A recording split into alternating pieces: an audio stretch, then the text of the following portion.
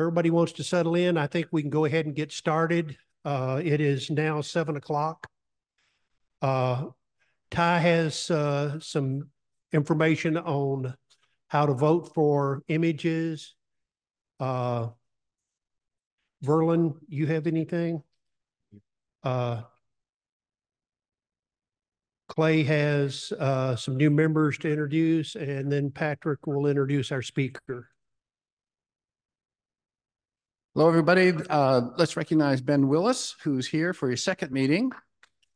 And we had some new members join. Let me see, I just made their name tags, and I'm not going to pronounce one of them. It's the first name, and it starts with Z, so he gets the honor of being the last. Oh, you are here? Is this what you have a name tag? I will get you a name tag. Not the answer to Jeff. Oh, Jeff. Okay. I will. G-Swab. Welcome to our newest member, just joined. And Lydia O'Neill. Lydia O'Neill is our other member that joined. So keep asking your friends if they like photography, invite them to a meeting.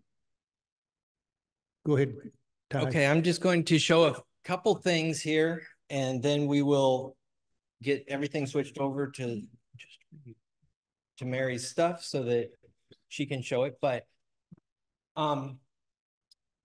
this is just a quick look at how the people's choice voting works. And a lot of people know how, but we don't have anywhere near all the competing members voting on the pictures that are submitted. And so I just wanted to be sure that even if all of you in here know it, that people watching online can find out if they weren't sure what happened. So this is actually the link, but you don't go to it that way. If you just go to the main site, then when you go to competitions, you go down to vote on competition images. All that straightforward. When you go in this screen, you'll see the competitions that are open. In the past, we often had two. We had a beginner intermediate and we had advanced, two separate ones, which was confusing, but we had reasons for that in previous years. But right now, the way we're doing things, we're able to combine that. So you select the current one, which is the human hands. And then this is the part that confused people in the past. It comes in and it starts out here at basic, but you go to this select here for the level, and then there's basic, intermediate, and advanced. So there's a set of pictures in each one of those. And in the past, when we had two different ones, one of them only had advanced, the other one only had basic and intermediate. But right now, you go here, you choose basic, and you go down to the bottom of the screen, and you can start to vote.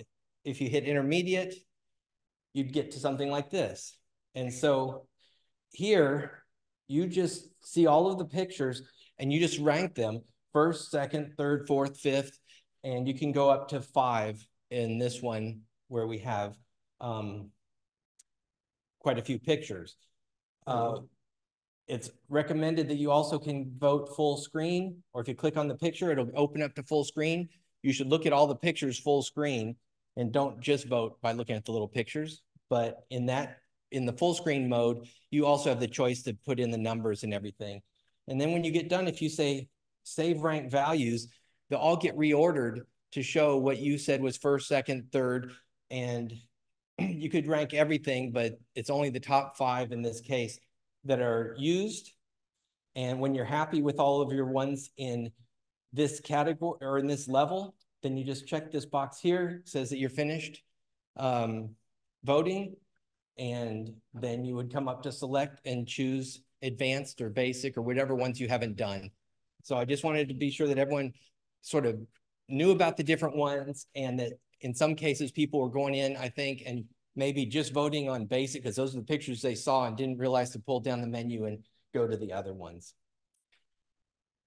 So the other thing that I need, preferably before the end of tonight with people that are here in the room, I need some judges.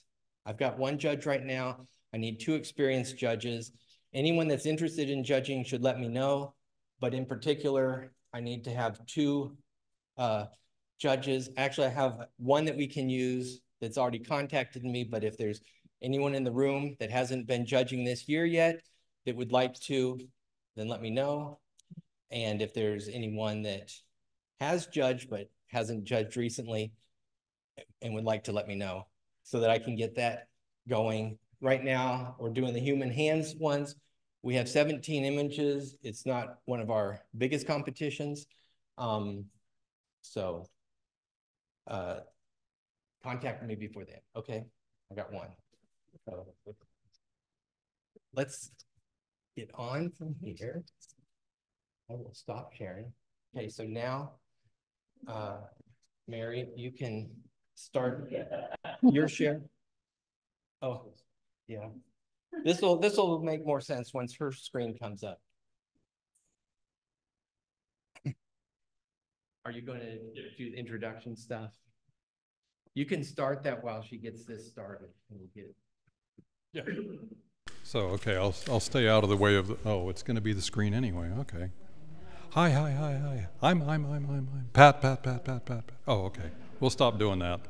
Okay. Hi there.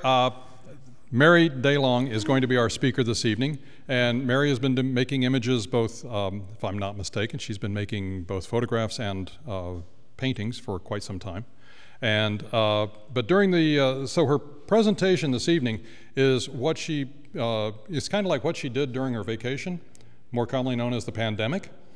So she was planning on doing a number of outdoor shoots and going off and traveling and doing things of that nature.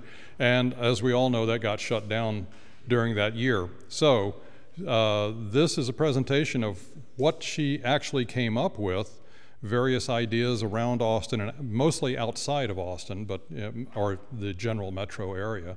So these are what she has worked on and produced. Mary likes to shoot in infrared, and if you get her to sit down and talk about it, she doesn't have just one camera that shoots infrared in one band. She has a couple of different cameras that shoot in different bands of infrared, from what I understand. Yes? Basically, yes. Yeah. If it ain't, you know, this band, it's that band. It has to be. So I'm going to hush up here and turn it over to Mary DeLong. Oh, you have a, okay. I have a, can you hear me now? Can you hear me all the way back there? Okay, I see. Okay. Well, like a lot of you, 2020 sucked. And we suddenly realized that all the plans you had for 2021 are probably, if not drastically changed, completely out the window. And so I said, okay, all my travel plans, I had European travel planned, Southeast Asian travel planned. I was going to do all these photographic projects. And 2021 happened, and I was like, not going to happen. So what can I do to keep myself working, shooting, not going insane? So I said, okay, I have been, the ghosts are messing with the lights. Okay, what am I going to do? I've done a lot of year-long projects. A couple of times I took a picture of myself every day for a year, and that got boring. And then I've done multiple ones, but I thought I'm focusing on infrared. So I want to do infrared every day, all of 2021, and really push the limits. And it also, since I'm doing mostly infrared landscape, it seemed to me that that might be a good pandemic project, because since I'm outdoors a lot, I would be out in usually isolated places, not with people, not having to be in crowds, not on subways or buses or anything. So it seemed to me that that might be a good project for the year. Keep myself working, keep myself shooting. And so I kind of started it off without a lot of planning. So I thought, just wander around. I always keep lists of places I want to shoot. I keep lists of places I want to reshoot. So I started off pretty casually. I would just go out every day with my camera. Where am I going today? Sometimes I just get in the car and wander around and look around and find something interesting. And so I do have multiple cameras. My main one is a Fuji X-T1 that's modified to shoot monochrome infrared. And in infrared, there are about roughly 3 different filters they will put in for you when they convert your thing. You can get a 590, a 720, and an 850. I think I have those right. And I had the medium one because the 590 tends to be really soft and dreamy looking, and the other extreme is very hard, very high contrast. I like the medium one so that I could kind of tweak it to my liking. And I just started going around and shooting, and I had a lot of fun. Sometimes I would try to do, I have a few, it's not advancing. I'm not sure either. Okay, I'm gonna go back here and hide for a while and make it go. Okay. Yeah, I thought that was staying for a long time. That's what I've noticed. So if you. Okay, now I click on this. No. There's. Play. Okay, well now it's going to run through all 381 again. But it's starting. No, it's a great preview. Yeah. This is a Lightroom quirk that I haven't figured out my workaround. I need to do some real research. I make a slideshow, I save it, yet every time I hit play, it prepares these previews, and I would have thought that the previews would be what you're saving when you save it, but apparently it's not. We're going to let that run while I talk and see if it starts up, because usually it starts playing after that, and then I'll full screen it so you won't have all the other Lightroom stuff. So infrared is interesting, I think, because to me, I think of color photography as not easier, but less stringent. When you strip away all the color and when you go into the infrared, obviously, as you can see, things look different.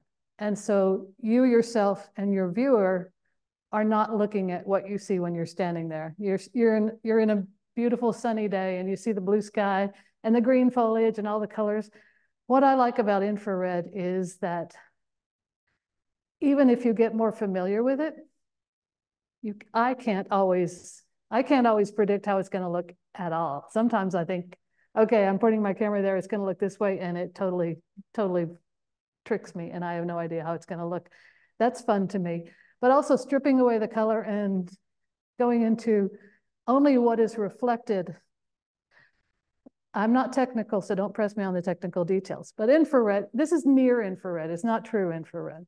Everybody says infrared, is that like in the movies where it's thermal and you can see people in the dark?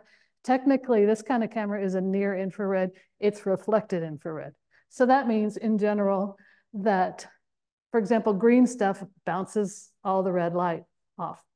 And a deep blue sky kind of absorbs it. So a deep blue sky goes black. Is it playing now? It's advanced. It has advanced? No, it doesn't. Oh. It finished the three. It repeated and it didn't advance. Okay, let me mess with this some more. Oh, it's still preparing.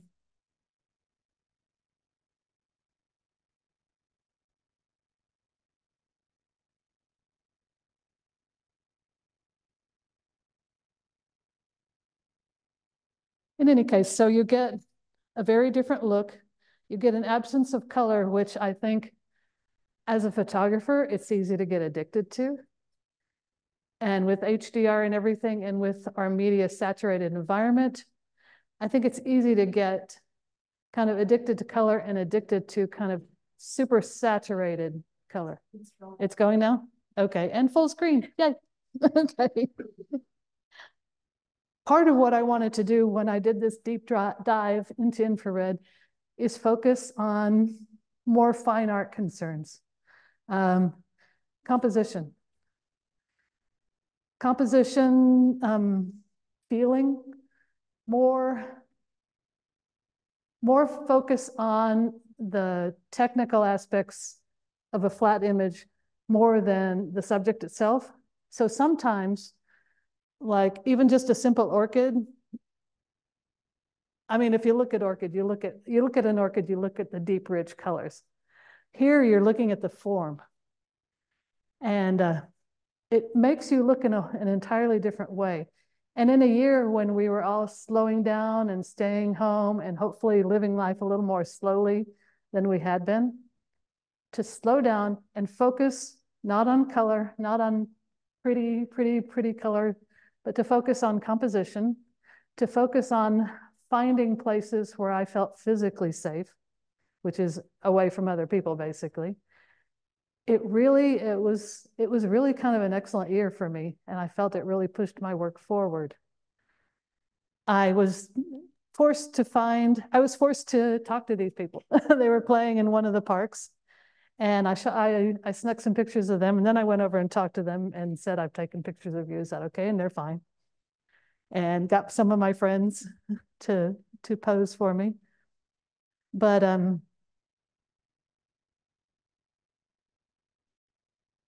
I loved kind of stepping back, slowing down, focusing on composition, and exploring my city, because I think traveling a lot. I've been in Austin 20 years. I went to UT, then I moved to California for a long time, then I moved back, and then I immediately started traveling a lot. And I realized during this year of, okay, where am I going to go shoot tomorrow? And I had to do that day after day after day.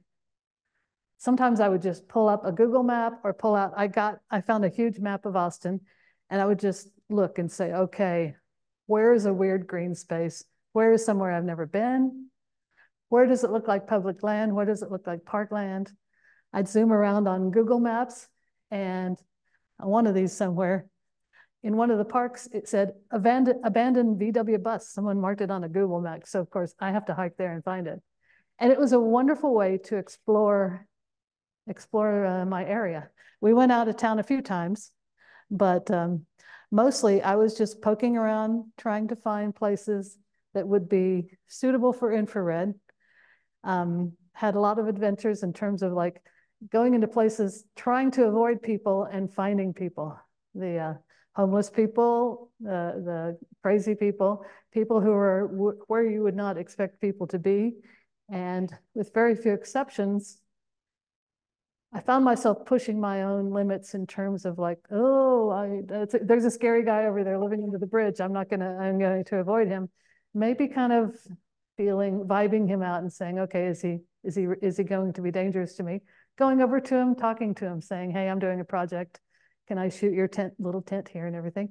And with very few exceptions, I found them to be very interesting, very amenable. And the few ones that I didn't feel that way about, I was like, okay, I'm gone. And sometimes even in my own neighborhood, this is just a few blocks from my house. If I didn't want to go out in the car and explore, I would just wander my neighborhood or shoot on my back porch.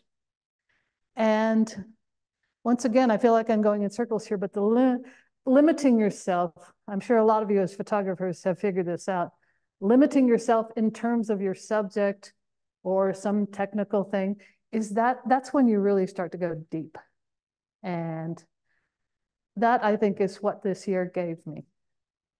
And so I think that's about all I have to say for the project itself. I think some of you might be interested in the mechanics of the show that I had. I had a show at the Doherty called The Year of the Pandemic. I didn't show all 365. I showed, I think, 91 of them. And if anybody's interested in the mechanics of how I got the show, how I arranged it, I'd be glad to talk about that. Does anybody have questions about those details? I have a question right now, just about when you're doing this with your camera, when you look through the viewfinder, are you seeing it like this? Yes. So you just don't know what you're going to get, but when you're looking through the viewfinder, you look through the viewfinder on my LCD screen or through my thing, I see a black and white rendition. I shoot raw, so then when I download it, it downloads to a coppery. I have a few of them in here that I left because I like them. It downloads to a coppery lavender kind of color. Like the blue skies are kind of a beautiful coppery color, and the foliage is often kind of a lavender. And so for that, I have a bunch of different presets in Lightroom to get them to this kind of more standard sepia tone. And so what I see in the preview is a black and white. What I see when I download with the raw file is kind of lavender copper. And then I tweak it till I get I wanted more of almost an old-timey sepia tone look. How long are you working with this infrared? How many years? In the 90s, I shot infrared with my old film camera, with my old 35mm film camera. And I loved it. And it was very different because you had to shift the focus. You had a little mark. Do you remember that? Yeah. Okay. You did some of that? I was doing this like 55 years ago when I was 5 years ago, really? when I was a student, How cool. and with a slide infrared sensitive, and there was a sharpness, focus problem. It was different focusing and so on. So a little bit of focusing ring. and this had nothing to do with colors. It only had to do with temperature. Exactly. So it was warm, was bright, and cold was dark. Yeah. So this one is different. This is Digital more is different. like a red color black or something like this. Yeah. Yeah. So I started it way back then I kind of got away from it. And then I basically forgot about it. And then a friend of mine was at a garage sale and paid $3 for a cheap little plastic camera that was infrared. And I decided he loaned it to me and I wanted to play with it. And then eventually he insisted on having it back. So then I had to go buy one. And since then I have had, until I came to the XT1, which is my workhorse, and I plan to keep it for a year, I've had 3 or 4 others, most of them kind of compact purse size cameras. And they all look very, very different. And the Panasonic Lumix that I had a very nice image quality. And I never even knew, since I bought it used, I never even knew what's filter spectrum or anything it was, but it had a beautiful image quality. And then I made the mistake of taking it in the pool with me. And so that was the end of that. But yeah, so it depends on how. I've been working with infrared seriously, I would say, for 9 or 10 years. Yeah, then I got back to it, bought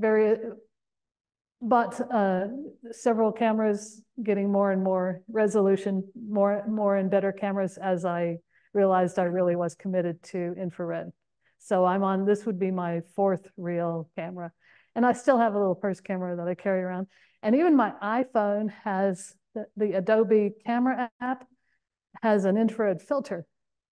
It's fake, but it gives a approximation of infrared. So I always have my iPhone with me giving an approximation of infrared.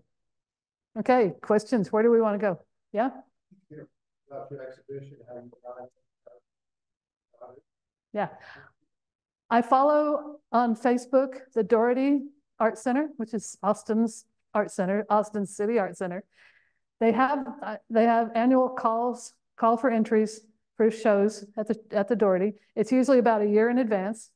And I noticed they seem to be having trouble finding people for 2025 because they had Facebook calls for entries extended, usually around February and March. On Facebook, you'll see calls for entry. So to do that, you go to their website. You have to write, send in, I think, 10 to 20 images, JPEGs, of course. You write kind of just an artist statement about what you're doing.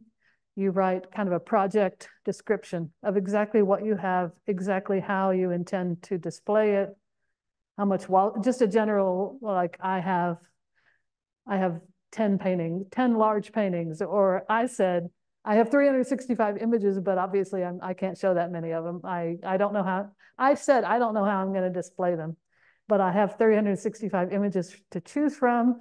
I want to display prints, and I want to display them roughly in chronological order. And I wrote a statement just in general about the process of basically the year, why I called it the year of the pandemic, and that I had done every day for 365 days and everything. And then they have this selection process. And then they went through it and they chose me to have one. And yeah, it comes up every year. So if you're interested in going for a show at the Doherty, if you're on Facebook, follow Doherty Art Center. If you're not, you can probably just go to their website and follow them and see if they have calls for entries. So have you done it already? No, I had it in August. Yeah. And then they promoted it? They promoted it. They encouraged me to promote it. It was my idea to do the book. And they do pretty good promotion. They get it out there. They had it on Glass Tire. They had it on, it was in Tribeca, I think. And, you know, they did pretty good promotion of it. Yeah. And it was fun putting it up because I hadn't decided. I had all sorts of ideas about how to show the prints. And I don't know if you guys got a chance to look at the canvases. I'm not that crazy about, there's a book. Okay. I'll talk about the book after I talk about the process of the show and printing and everything, but I see a question. Yes, that was it. And this one is too, pretty much. Yeah, the coppery sky, I probably darkened what comes up as kind of lavender before. So yes, that's roughly what it looks like when it comes out. Yeah. Yeah. Anyway, okay. I don't like the standard way of showing prints matted behind glass in frames, and it's really expensive. And so I tried all sorts of things. And the thing I came up with best is, you may have seen an example there on the table. Patrick's holding it up. I would make the prints. I use a Canon 9500 Pixma printer, print them, just sit there and tear the edges to get that kind of deckled look. And then I bought a bunch of canvases, just white blank canvases from Jerry's Artorama, and rolled out acrylic medium, if you guys are familiar with that. That was my glue. And the cool thing about that, it functions both as glue and as, then you roll it over the top of the painting, and it functions as a varnish. And so I did a bunch of tests to figure out the best way to do it. And that was how I looked best. I like it to be tactile. I don't like prints behind glass with matte and everything. And so that was how I came up with in terms of displaying it. Okay, want to hear about books? I love doing books. I've done a lot of them. Mary, I'm going to ask, how many prints did you show? How many prints did I show in the exhibit? 91. Yeah. All different sizes. The smallest ones were 9 by 12 like that. The biggest ones were 12 by 24 or 24 square. So all different sizes. And that might be interesting to you. I don't know how experienced you guys are in exhibiting. I used to be a painter, so I've worked with a lot of gallery people, and I've learned, I think, I hope, the right balance between doing what they want you to do and standing up for your own ideas. Carol's nodding. Yeah, sometimes they have an idea about what they want to do that's very different from yours. For me, since it was an exhausting, overwhelming project to shoot every single day, because I would usually shoot hundreds a day and then go through, develop them, choose them. And so to me, it was overwhelming, exhausting. I almost wanted the show to be kind of overwhelming. And so working with the lady at Doherty Art Center, she wanted standard gallery, very nice, lots of space, like basically like that over there. Lots of space in between, a nice progression and everything. And I said, okay, I'm gonna, because I told her I was gonna hang the show. And so I started putting them everywhere, all over, stacking like 3 deep. She came back and she was like, no, you can't do that. And so we had constructive decisions. So constructive. In a bad way, would you say? No, it was like, wow. Okay. Look at the amount of work. Yay. I wanted it to be as overwhelming to the viewer as it had been to me. And I had to argue that for a while. And she let me do one whole side. It's installed in a long hall. It was installed in a long hall. So she let me do one whole side, and I came back and said, I don't want the standard thing. This is an overwhelming thing. I want people to walk in and go, whoa, like that. And she finally got it, and we agreed on it. Every once in a while, she'd say, this is too much over here, and then I'd take a few down, but mostly I got my way. So it's good when you're working with people in whose space you're hanging stuff. You don't want to fight with them, but you want to stand up for your vision of how your work should be shown. So don't Don't be mean. Don't be unreasonable. I think I got her when I said I wanted to challenge the paradigm. So that's art speak. If you learn a few art words, I'm like, I want to challenge the paradigm here. And she's like, oh, we're challenging the paradigm. Let's go. So sometimes you have to find the right word, the right art word to tell people what you want to do. So I think I did it by I think that was the real turning point. Oh, that was me doing yard work. Anyway. Yeah. Anyway. Okay, so I will move on to books now in case unless anybody else wants to talk about getting shows, working with galleries. Yeah? How long did the show run? It was up more than a month. It was up for like 6 weeks. Doherty is interesting. They always have 3 artists, but they kind of overlap.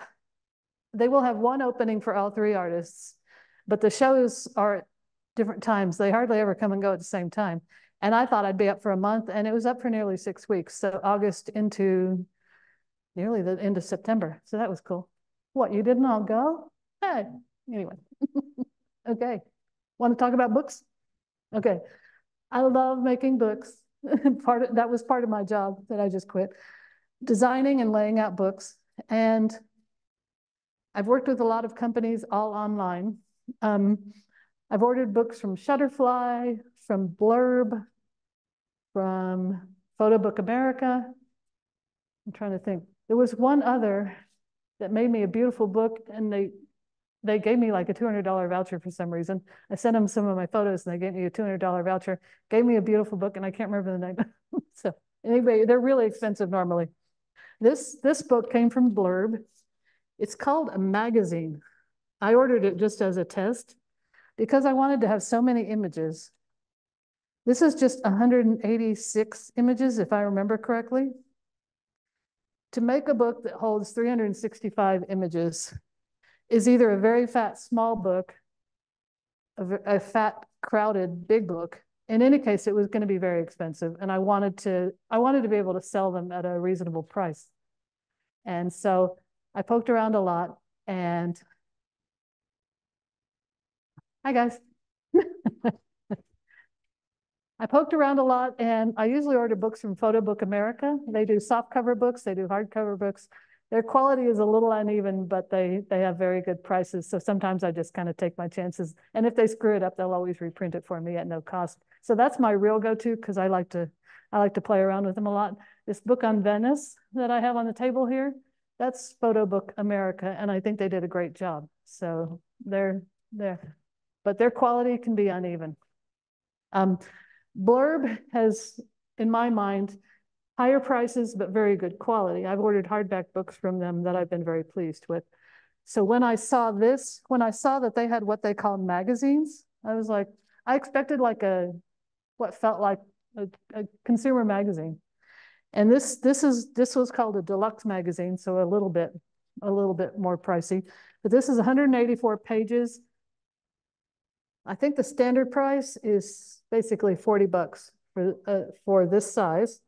It's a softback book, but it's very good quality. I think the printing is, I could pick a few nits with the printing, but it's nice. So I'm selling these for $50 each. So I'm making $10 on each one. And anytime they have a sale, I buy another handful so I can get them. I've gotten them for as low as $29. So, and their software, it's web-based software. So you go sign into their thing and you download their software and they use it. I found it pretty easy to use. All of the book companies, printers have proprietary software. Some of it's easier to use than others. And I'm used to Photo Book America, so I'm really familiar with it. Blurbs was about like that. And if you're familiar with InDesign, which is an Adobe layout program, at Blurb, you can also upload InDesign files if you're familiar with that. So I was really pleased with a Premier Deluxe or whatever magazine, and I could get it at a reasonable price. I could sell it at a reasonable price. So I sold like 10 of these in conjunction with the show. And so I was really happy with the book. And let's see. Question on. Oh. I don't know how to do that.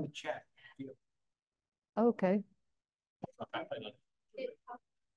Well, someone wrote some. Someone's chatting. I'm afraid to look at it because it will lose a screen. Can you see what's going on with Clay?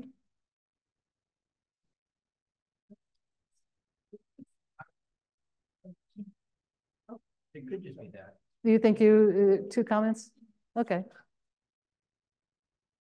I'm afraid to touch it. I'm afraid it'll go again. Hi. Yeah. So have you, don't think, do you just mark them personally or? Okay. Uh, Do I market them personally? personally, I mean, are there avenues you go out and try to sell them? Number one. Number two, have you looked at like KDP with Amazon at all? I'm sorry, the second part of With- your question? KDP, which is like the Amazon publishing where they go and do all the marketing. I don't know KDP. Yeah, I don't, Blurb has it on their website. If you know the title, if you put in my name and the year of the pandemic, it'll pop right up. I haven't pushed it, and I always have them around when I talk about the show. I had a bunch at the opening, and so that's how I've sold. I haven't pursued marketing them, and I think I probably will more, but I haven't done that yet. So I don't know KDP, maybe I'll look into it. And I think, in fact, I know Blurb has ways to pursue marketing that I have not followed up on. But yeah, there are ways to market them. I think you could probably get them on Amazon through Blurb. You can? Okay, yeah. Haven't pursued that yet, but it's something that's it's in my to-do list. Yeah. You get an ISBN number. Okay. But then the problem is a lot of retailers like one who won't carry the book. When it's from Blurb. Oh, sorry. I guess I'll repeat it again. When you publish the blurb, you can get an ISBN number, which is needed for a lot of places to carry the book.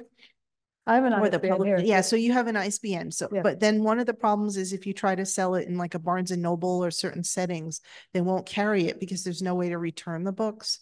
Because with Blurb, there's not an easy return because once they print, it's print on demand.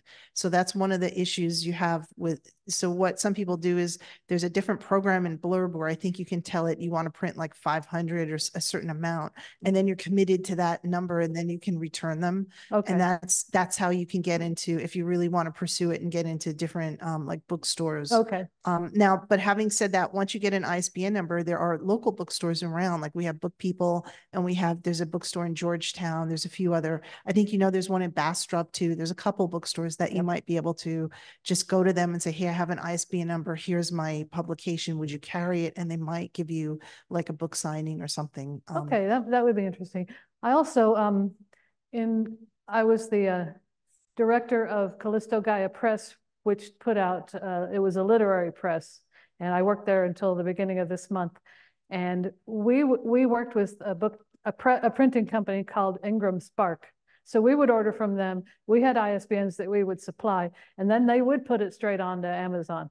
So I always worked with them as part of the company I worked for, but I don't know if, I would imagine they do the same thing individually. And again, yeah, I was too busy working with that to pursue my own stuff. But I think there are avenues, especially if you're into marketing and promoting and everything, which I haven't been so far, but I want to be do more of that in the future. I think there are revisions that could be made for this.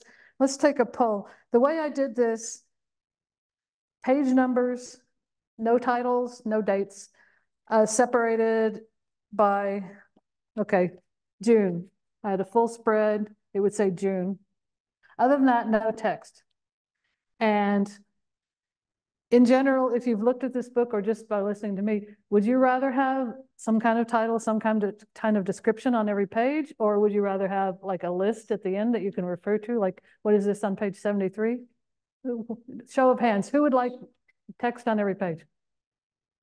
Okay, 3. Who would like a list at the end only? So yeah, that's the, okay. I think that's what I prefer, and I don't think I did this. Yeah, there was a lot going on when I was putting the show together, and so I cut some corners. I think I would. Page number 14. I'm trying to be loud. What would you put on your list of items? What information would you put with that? That's another good question that I have thought about.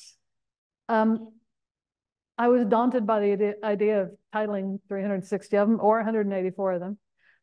So it would either be purely informational, like St. Edward's Park, Austin, or it would be a title that would give some idea of where it was. And I hadn't thought about exactly which way I would go with that, or something in between. Like some of these, I could tell you a general area, like there's an underpass on MLK that I crawled under. You know, it's not, I can't give a precise location, but I would call it underpass under MLK, you know. So I think it would be something that would give you an idea of the subject and of the location. And a few of these I was traveling out of town, so if it's in Galveston or whatever, I might give some hint to that. But I wouldn't go purely with location. I wouldn't go purely with some sort of evocative obscure titles like I like, but something that gives an idea of where it is, because I know people get ideas, especially other photographers give ideas about, oh, I want to go there and do it better. So I think the list at the end might be the way to go. Some images I have showing at Prost. Mm-hmm. The owner requested that the image give you some information about the subject. Okay. This is something I can look up online and identify a particular driver or a celebration event.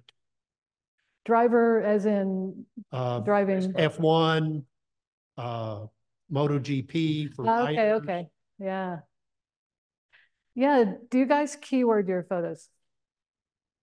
Yeah, I see a lot. I do. Yeah. Yeah, looks like a lot of people keyword. I can probably tell you, I don't need to keyword that. That's my backyard, but I keyword everything. So I will say 51st Street or something. When you're doing something like that for drivers, will you know that, or do you have to go find it? It's pretty easy to look up F1 drivers by name, or MotoGP riders, or NASCAR folks. So they would want something that specific, like what's the name of the driver? Oh, yes. Okay. If he's identifiable, or just if he's in a car that you could identify? They're identifiable if you look at the car. Okay. Michael Schumacher. He's in that. You know, it's a silver Mercedes. You can recognize his helmet. Okay. Yeah. Yeah. How much information to give is always a good question. Sometimes you want to give a lot of information. Sometimes you want to I like to be obscure sometimes, or have an inside joke that most people won't get and some people will. I have a comment about Sure. that. So when I did a book a while ago with Blurb too, same kind of concept. Was that your China book? Yeah, my China book. It was beautiful. Go look it up, everybody. Thank you. Yeah. But I actually had somebody do the cover for me because I didn't feel like I wanted to. So I hired somebody and he gave me some very good advice. I wanted to share it. One thing he said is that there's two types of books, basically. Like you either do a book that you're trying to sell the book and actually the book is the product. Or if you're an artist photographer, you can do a book that becomes like a catalog. Yeah. And if you're doing the second type, you want to include either titles or a list of images, because then the idea is you show at future shows, you can show your catalog, your Blurb book there, and people may buy prints. And so you want to make it easier for them to say, I want the print from page 92 or whatever. So that was his advice to me, was if you're doing a catalog style book, to put some way for them to, because they may fall in love with an image in the book and they don't have a way, like they may call you and say, hey, I want a print of, and then they have to describe it. You might get the wrong print. And this way, if you have a list in the back, I like that. It's easier for them to just say, oh, the one on page 92 is called whatever. And it makes it easier for you to print. That is good advice. And I had some, when people I sold prints out of the show, and there was some confusion because people would write down the number, but sometimes the title wouldn't match and everything. But yeah, this was intended as a catalog, but that's a good point, that it would be more useful as I keep buying them and reprinting them for people to say, page 187. Okay. Yeah. Okay, good advice. Questions? Anything else? Yeah. Yeah, I'm interested to go back to the shooting experience.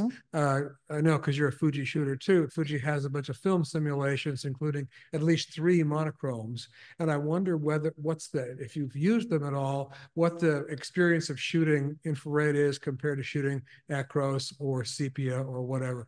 I'm trying to remember if I even used any, what if any, film simulations I used on an X-T1. Probably I They just said might it not had, have been probably there. said it just said on monochrome. Yeah, I think, yeah, right. I think Yeah. they get more of them as you go later into in the story. Yeah, because it comes out black and white. Yeah, so obviously I didn't have it set on anything other, no Velvia or something, Right, Yeah. but all these come, you see it through the viewfinder, and your print comes out in monochrome of one kind or another. Right, yeah. No, what I see is pretty much, this in black and white with the way I have it set up. I guess I've had it set up for so long, I don't even know what the settings are anymore. But yeah, I think it's probably just monochrome, what I have set up. Yeah.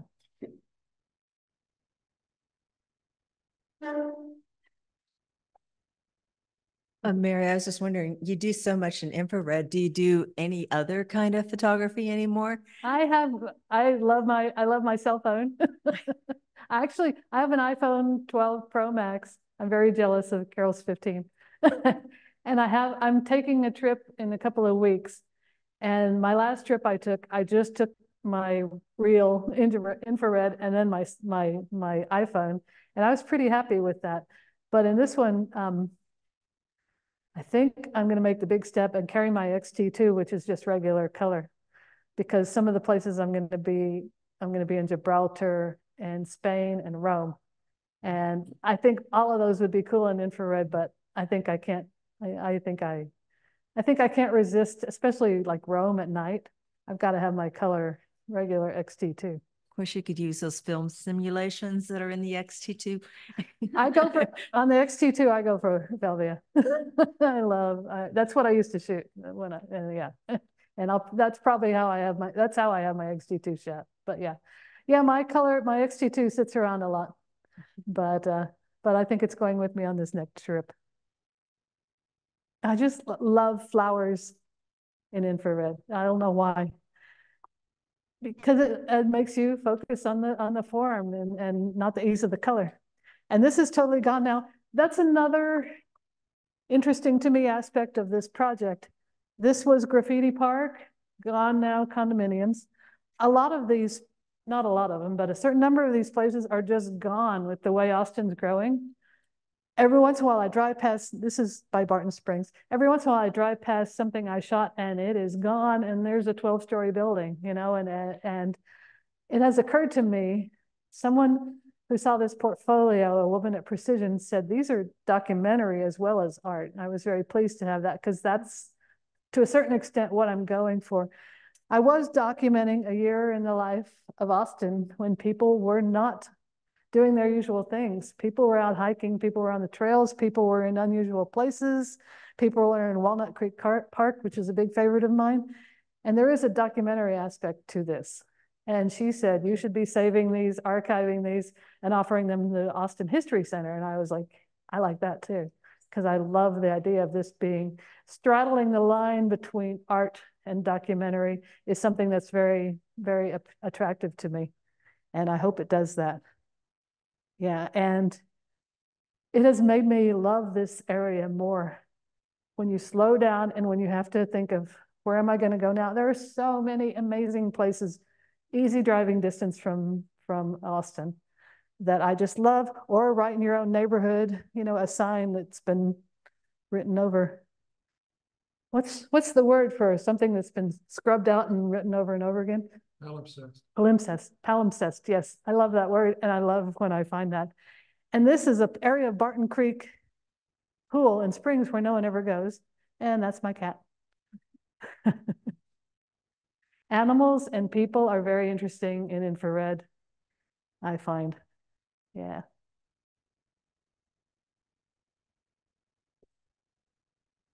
Okay. This is not a proper question, but don't you think that you would take with your infrared camera picture and with regular color picture, and then you could make this color picture with all the filters on the computers to look exactly the same as the one taken with infrared camera? Can't. Yes, I've tried. you could do that. I can't. There may be people who are really super geeky with software, but I've tried. I thought, can I make it look infrared? You would have to really dig into the color channels and everything. And there's a glow, there's a look to infrared that I don't think. There are actually filters which say infrared and they change your picture into infrared, but probably not the same. Software filters after the fact? Yeah, Okay. yes. Okay. Yes. I've seen those and never tried them. And then I thought, but I have infrared cameras. But yeah, it would be an interesting experiment. That's why I like my little Adobe app on my iPhone that obviously puts some kind of filter on it that approximates infrared. But when I get something on my infrared iPhone that I really love, I go back with my real camera and grab it. I imagine you could get close, but it still would be different because you're capturing different light waves. You're actually capturing different light rays. You're not filtering to make, this trying to look like that. And also the resolution on the iPhone, it's just, especially in this app, it's just not what it should be, not what it is.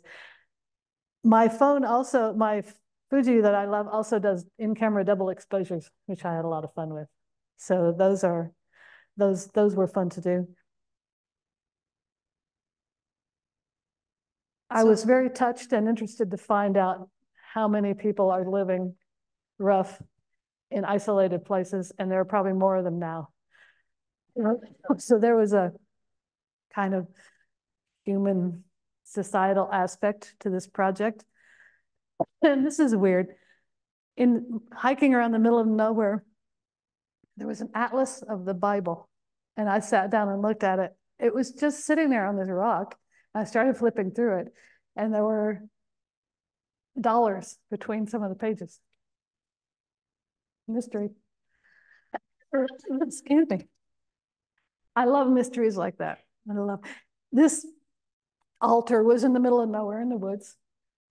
And you can say it's some homeless person drying their clothes, but it's just beautiful. Double exposure. I've got a fog in my throat. I have a question for you. So a lot of your work is about tone. You work really well with tones as a photographer, with tonality as a photographer. Mm-hmm. Did you find the infrared challenging, or was it a more natural fit, or maybe more challenging? Challenging. That was one of the many things that kept my interest and challenged me day after day after day and wore me out, because it was unexpected. Having shot color for so long, I felt like, not that I'd mastered it. Thank you. Thank you so much. Yeah. Obviously, it takes a lifetime to master any kind of photography, but I felt like color stuff is kind of predictable. And one other thing I love about infrared is that in color, I love golden hour and blue hour and all that sort of stuff. And there, especially in Texas, there's a space in the middle of the day where on a sunny day, just forget it. That's the peak time for infrared. So with infrared, you can go out anytime. Well, not anytime, but the time that's worse for color photography is best usually for infrared. Although on cloudy, she's crazy. This ended up on the cover of the Ocotillo Review, which is a local literary press anthology. So this one is the cover of that this month. But I forgot my train of thought. Thank you. Given that I love that you can go out in the middle of the day and shoot in bright sunlight and get some of your most dramatic things. What I found interesting when I spent some time in Venice last year, as you can see in that book, what I thought in these dark churches in Venice with little shafts of natural light, I thought, there's no point in doing infrared, but there is. You just have to be careful. You can find very dramatic bits of natural light or sometimes unnatural light in dark places. And that was a whole new thing to dive into that I didn't get into so much with this one. So for me, infrared is just the gift that keeps on giving. Like, what can I do with it that I wouldn't have expected I can do? Dark church in Venice, try it. I think some very cool photos on a misty, cloudy day. That's not the best, in theory, that's not the best time for infrared, but the cover image there was on a very misty morning in Burano or somewhere. And so for me, it's just endlessly fascinating, endless new things to dive into with infrared. It kind of feels like when I first started really shooting color, just, okay, what if I did this? Or what if I did that on a whole new aspect? Given the aspects of photography that are familiar to me, but also in a whole new idiom, I guess is the word. And I love infrared. I love it.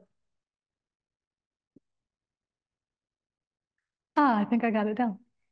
Okay, comments, questions, heckling? No one's gonna heckle? Okay, then I guess I'm done. Thank you.